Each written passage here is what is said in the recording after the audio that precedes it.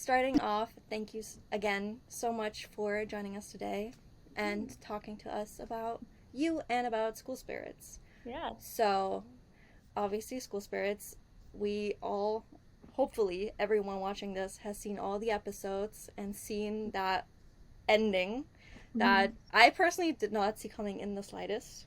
I don't Mhm. know about you. But Yeah. what originally drew you to the project? Yeah, so it's actually funny. I auditioned for a different character first before I auditioned for Dawn. I actually auditioned for Rhonda's role that Sarah plays beautifully. She plays Rhonda amazingly. But I auditioned for it first, and I had read the script, and I remember thinking like, this is my show. Like this show I am meant to be on. And it's I do as an actor I do so many auditions like, but it was the first time I really felt like a weird deep knowing that I was meant to be on this show. And I did my audition for Rhonda, and then a couple weeks later, I got invited to do the audition for Dawn. Um, and I remember getting the character, and it was just the first scene from the pilot. That's the only scene I had gotten of her, and so I had no idea what was to come with her storyline and stuff. And I remember thinking like, okay, this character is really interesting, and she's definitely like has she's written to have a really weird voice. And I just like felt like I needed to do something really crazy with her, and I just like surrendered into um like just the weirdness and just had to like trust myself. And in the breakdown for Dawn, it said like they wanted her to be like a character from Harry Potter. They said they wanted her to be like Moaning Myrtle. But I've never seen Harry Potter, so I had no idea who this character was. So I was like, should I look it up? Should I see? And then I was like, no, I don't want to like try to imitate like someone else's performance. So I didn't watch. I still to this day have no idea who Moaning Myrtle is or what she's like. So I did my auditions, I did my callbacks, and everyone always said to me, "Oh my God, she's so much like Moaning Myrtle from Harry Potter." And I was like, "Okay, so I'm clearly doing something right here." Um, but yeah, I just like was always drawn to the project. I mean, I feel like in my career I'm really drawn to comedy, and I really fit in this kind of silly, quirky niche. And I feel so lucky that I got to be silly and fun, and then I also got to dive into some more emotional vulnerability and stuff, all within the same project. And yeah, it was like a dream project for me. Yeah, and I mean, Dawn's storyline is so beautiful, and she immediately became like a fan favorite. So no, did you know like early on what impact your character was going to have on the mystery of the whole show when you signed on? I had no idea. Like when I signed on, I literally had the knowledge of two scenes. I had that first scene from the pilot when she's staring at the light, and I had the burrito scene I did for my callback, where she's eating the burrito and she's like, "Oh, when you're hypnotized, your body is vacant and someone can possess you." And those are the only two scenes I had known about. So I got on the project. So all of us were really learning about our characters and the storyline like as we were going, to be honest. And none of us knew what happened to Maddie. None of us knew how each of our characters died until we got the scripts. So we were discovering everything in real time too. And we all, as a cast, had different theories of who killed Maddie and what happened.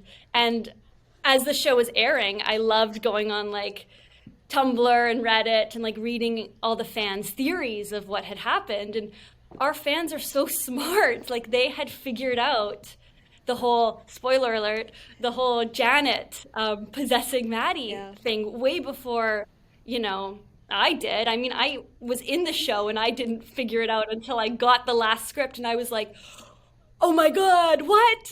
But I was the one that literally said that you could get possessed, and I never clued into it at all. So the fans were really smart on figuring out the Yeah, ending. I think I filmed my reaction to the last episode, and I was so confused when we saw Maddie driving the car, and I was like, hold on. I was like, what is going on? And I also never saw it coming, and I saw it pretty late. because it's not on our Paramount Plus yet. So I'm in Germany.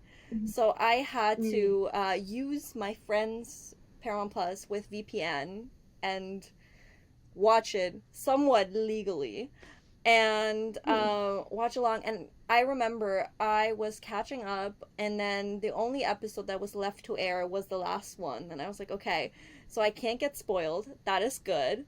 But I never saw it coming, and I love the show so much, and nothing has been announced about a season 2 yet, and I'm very upset.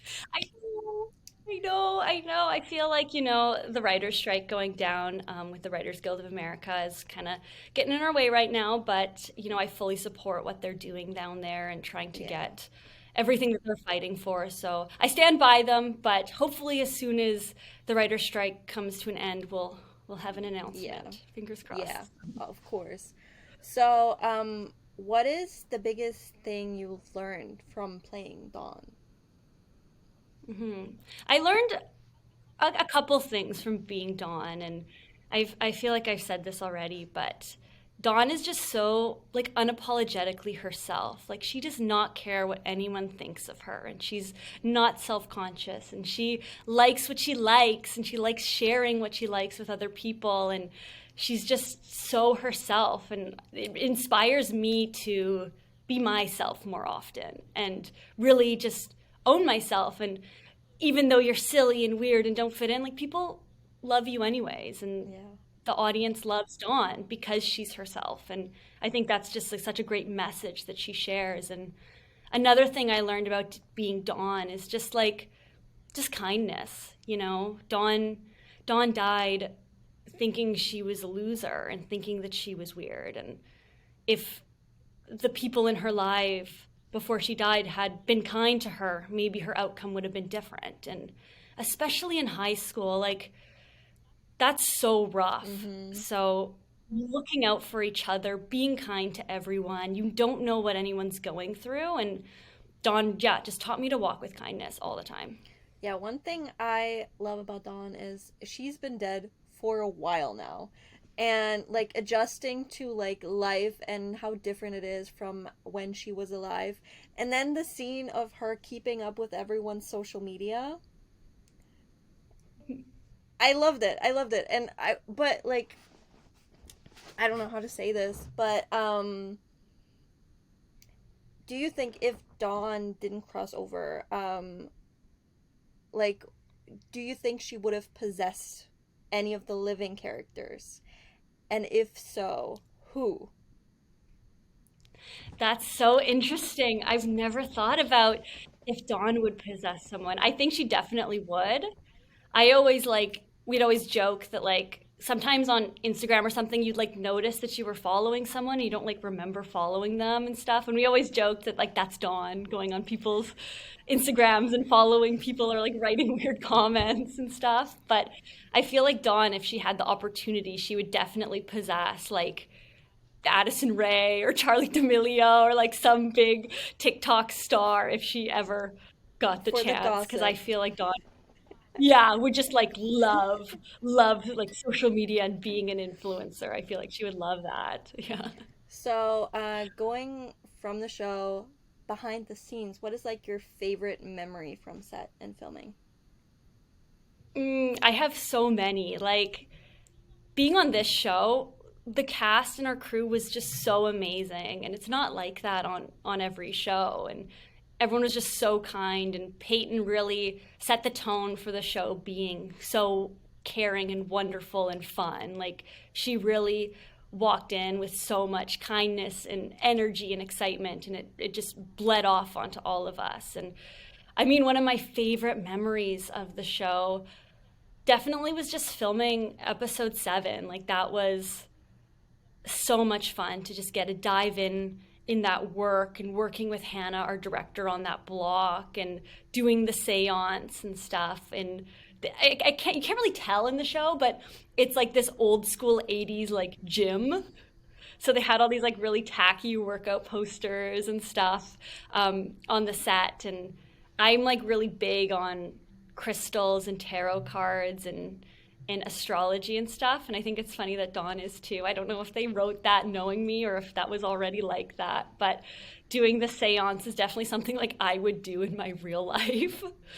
So that was so much fun. And then another memory was when we filmed with the band. This was one of my favorites because the band members were so cute. Like they were just so sweet and they came with their instruments and they were like marching and playing the song. And I was like, I could not do that. Like I could not act, play an instrument, and do the choreography all at the same time. Like that would have never happened. So props to them because they were so talented and so cute and sweet. And I love their like little costumes. So yeah, those are definitely two of my favorite moments. Okay, we're gonna sidetrack a little bit, but going off of astrology, what are your big three? I have to ask.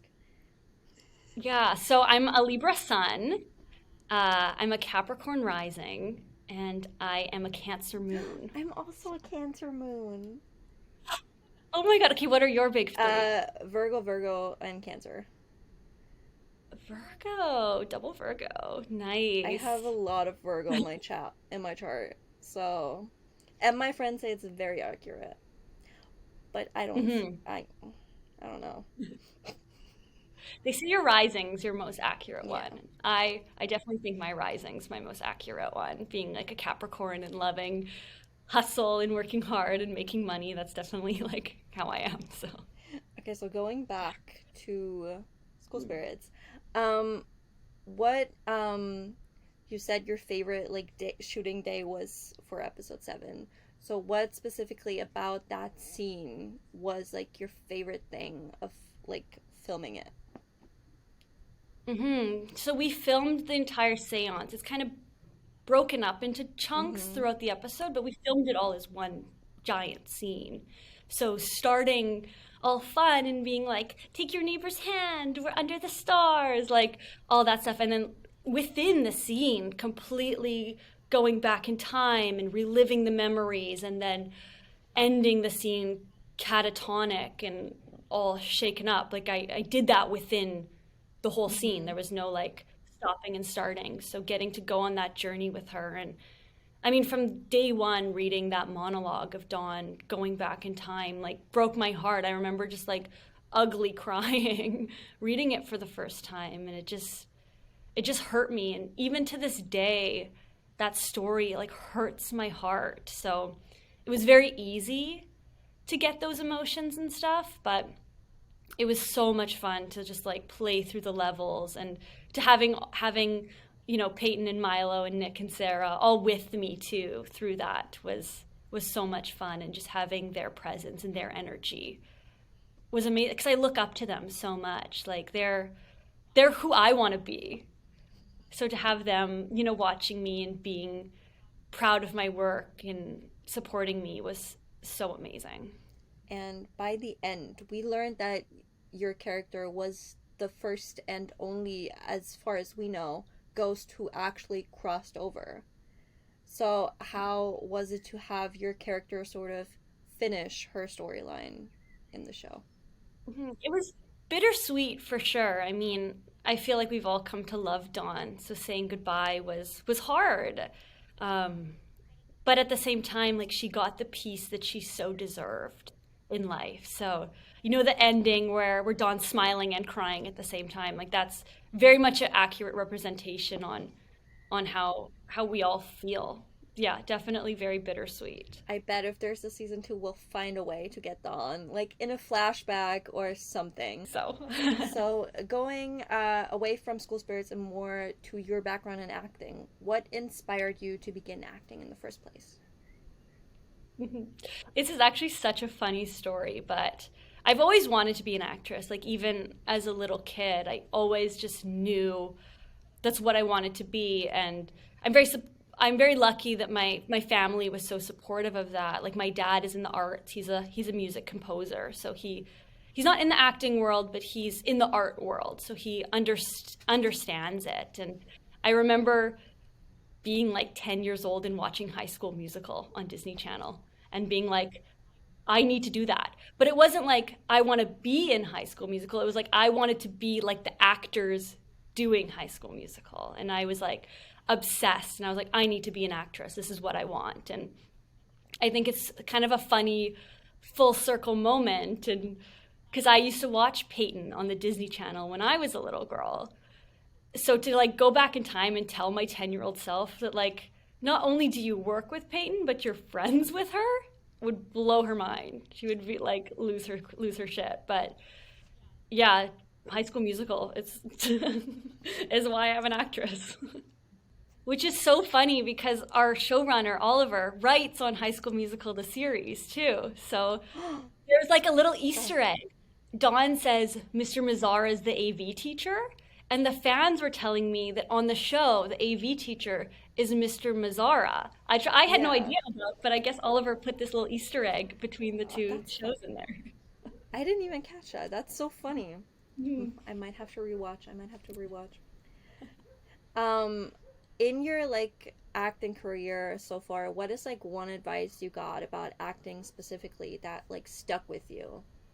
I mean, it's tough. I've faced a lot of rejection in my career, and I've been doing it a long time. And my biggest piece of advice to anyone who wants to be an actor is be yourself. That's what everyone's looking for is you. So just be yourself. The right role will come and you'll fit it perfectly and it will be undeniably you. So just keep being yourself. Don't try to fit what you think they want or what everyone else is doing. Yeah, just be you. And that's where you also find a lot of peace in this work too. And fun. Just have fun with it and be yourself. Yeah, so staying with like the advice, what would you say, how do you maintain a balance between your personal life and your professional life?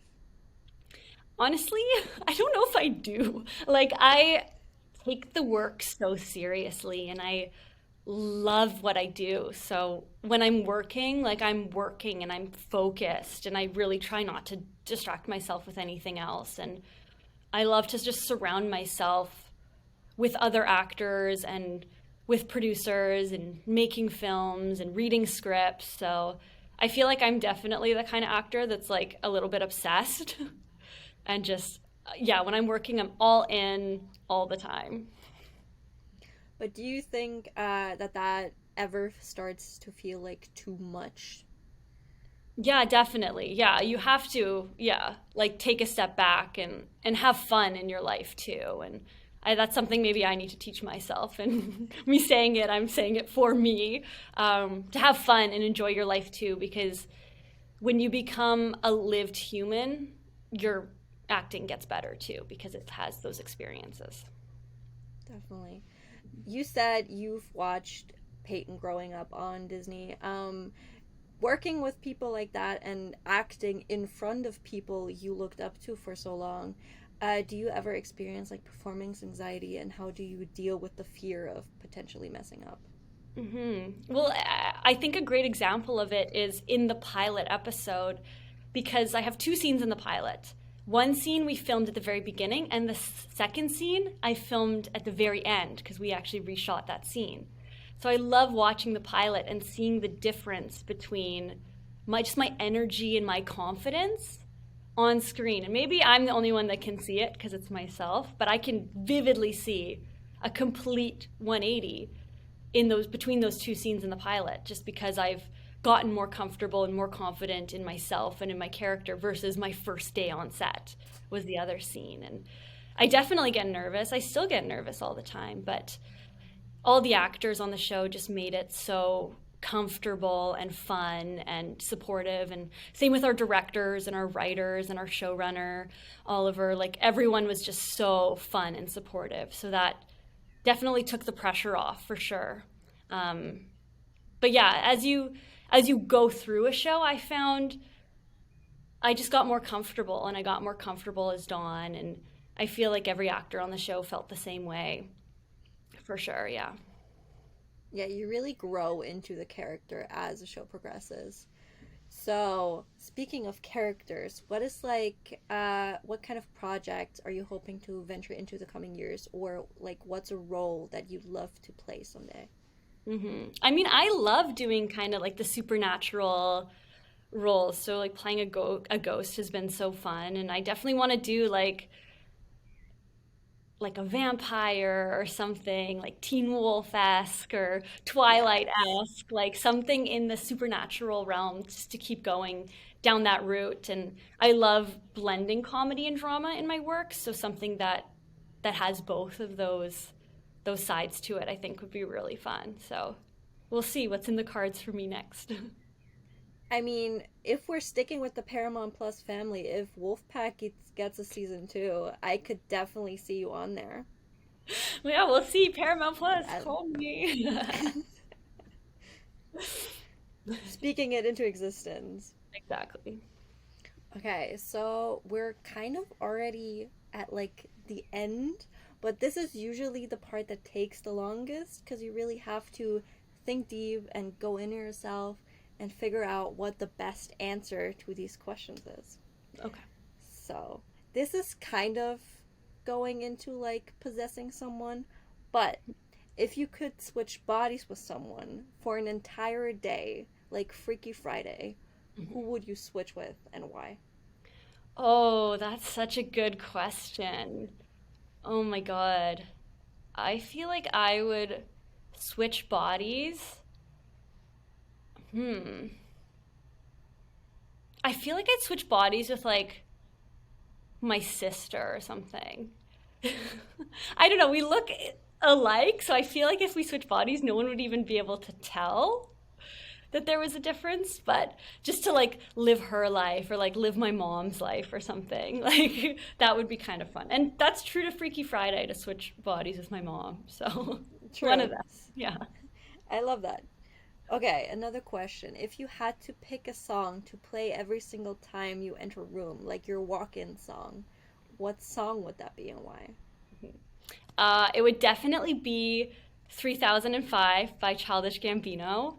I am like the biggest Childish Gambino fan. Like I just love all of his music. I love all of his acting. I love all of his writing and directing. I think he's just such an incredible artist. And yeah, I would any Childish Gambino song I feel like would be a good walk in. But 3005 is like a good popular one that everyone would like know. I love that. I love that. Okay, staying with like music. Um it's kind of similar the question as your walk-in song, but what like if your life were a TV show, what would be your theme song? Like the Lizzie McGuire opening kind of thing. What would be your theme song?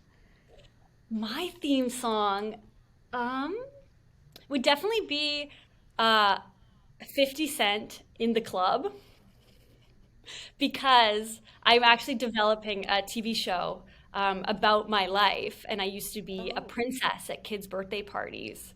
So it's about like being a princess at little kids' birthday parties, and 50 Cent in the Club is the theme song for that show. And that show is about my life. So I feel like that was very fitting. I love that. Were you like an original princess or were you like cosplaying as one of the Disney princesses? We were like dressing up as Disney princesses, but we were like copyright free versions of them. So we were like Got it. beauty princess and mermaid princess instead of like Belle and Ariel, but we looked like them. Got it. Got it. Okay, besides dressing up as a princess, what is like your favorite activity to pass time? Well, like I said before, like I love reading tarot cards. I love reading the cards for myself. I love reading them for like my friends and stuff. I love like just getting messages from the universe through the cards. What is like your favorite place you've traveled to so far, and what is a place you want to travel to in the future?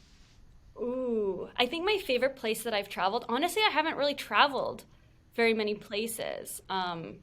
But I got to go to LA for the first time to go to the School Spirits premiere, and that was really fun. It was so much fun to just like experience Hollywood and like me and my mom like did like a little Hollywood tour on a bus while we were there, and getting to go to like a premiere for a show I'm in was just so special and so much fun. And somewhere I definitely want to go is my dad is from Germany, so we actually wanted to go travel and like see where he grew up and stuff and where my family's from. And that was right before the pandemic, so we had to cancel the trip. So we have yet to go to Germany, but just to be able to go with like my dad and my mom and my sister would be so much fun. So that's definitely on the bucket list. But oh, this is also a good question because of school spirits and Dawn, but what would you like to be remembered about you? Hmm. I definitely just want to be remembered for like just being like fun and happy and light and making people feel like included and wanted and seen and heard. I think that's definitely what I want to be remembered for. Kind of similar to Dawn. I'd sign that. I like when you came on and smiled, I was like, okay, I immediately feel happy. I was nervous. I haven't done an interview in months. Oh, And then you came on and I was like, okay, it's fine. we're I'm good. good. We're good. Yeah. We got this. We got this. Okay. The next question is, what is a ridiculous thing that someone has tricked you into believing or doing? Oh, a ridiculous thing. You know, I don't feel like I get tricked very easily. I feel like I'm like I'm the tricker myself. Like I would be the person to trick someone. At like I work part-time at an acting studio and we have like this mannequin that looks like a real person. It has like hair. It's so freaky. We call him Mm. Ken. He's so scary. And we were filming an audition one night, and one of my coworkers put him right outside the door. So when we opened the door, like he was standing right there. That was scary. That was a good trick. Whoever did that. Uh, So I would have left. I would have been like, I'm not coming back. it was like nighttime. It was like 10 o'clock at night too, and I was like, Ken's Mm. alive. Completely different topic, but if your hometown was a food, what food would it be? Oh my God. So my hometown's like Lethbridge, Alberta. So it's like a small town in Alberta, which is very like country, like farming vibes. And I feel like if Lethbridge was a food, it would be like a beer or something, like a Budweiser. I don't drink beer. I don't really drink at all, but I just feel like that's like the energy that Lethbridge presents. Okay, I love that. I love that. I love like asking this question, getting like to know about like their hometowns and like what they connect with it. And beer, as a German myself, beer is very important to us. I hate beer with a passion, but I love that it represents beer for you. It's part of the culture behind Alberta. So going back in time, if you didn't watch High School Musical and didn't want to be an actor, what career, what do you think would you be up to right now? Yeah, I mean, I used to own my princess birthday party company, so I feel like I would still be in that business and doing some kind of in the entertainment industry, but maybe not necessarily acting, but being like a business owner definitely is something I like doing and I love like hustling and I love like doing paperwork and I like doing like organization and so I feel like yeah, I would definitely either still own my princess party business or I would own some kind of business in some capacity. Okay, so you mentioned you haven't seen Harry Potter, but this is as important as zodiac signs to me. Do you know your Hogwarts house?